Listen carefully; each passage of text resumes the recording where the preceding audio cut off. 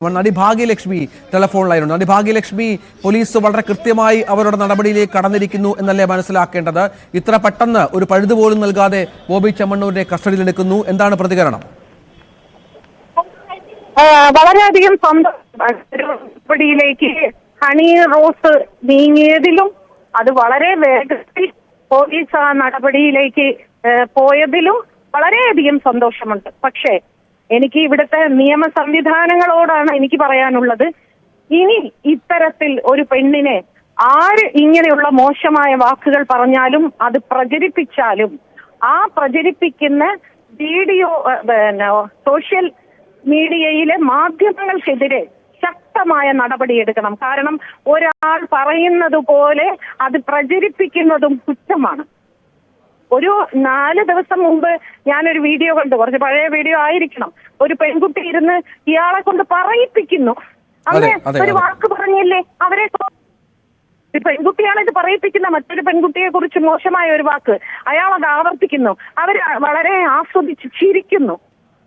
ഇതെല്ലാം നിയമ നടപടിക്ക് വിധേയരാകേണ്ടവരാണ്. അതായത് ഈ അഭിമുഖം ചെയ്യുന്ന ഇത്തരം ആളുകളും നിയമ നടപടിക്ക് വിധേയരാകണം. ഇത്തരം യൂട്യൂബ് ചാനലുകളും നിരോധിക്കപ്പെടണം.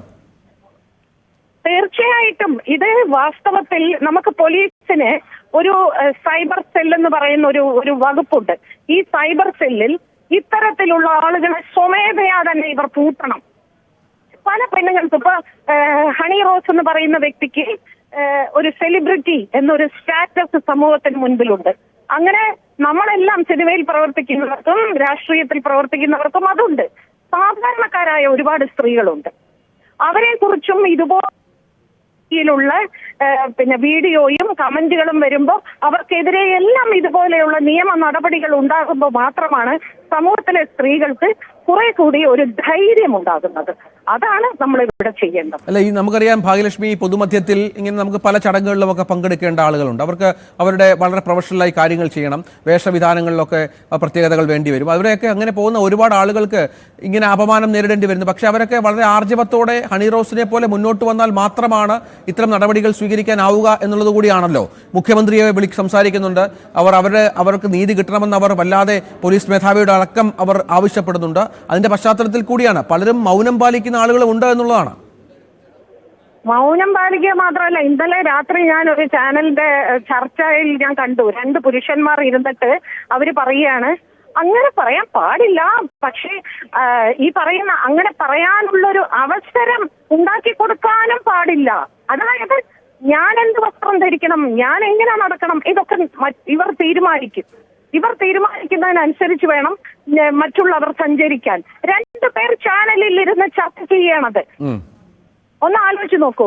ഇതാണ് ഇവിടെ ചാനലിൽ നിരന്തരം വന്ന് സംസാരിക്കുന്ന ചില പുരുഷന്മാരുടെ മനോഭാവം.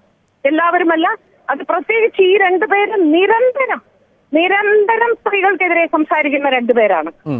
അല്ല, അവരുടെ പേര് പറയുന്നതിൽ വിരോധമില്ലല്ലോ അല്ലേ?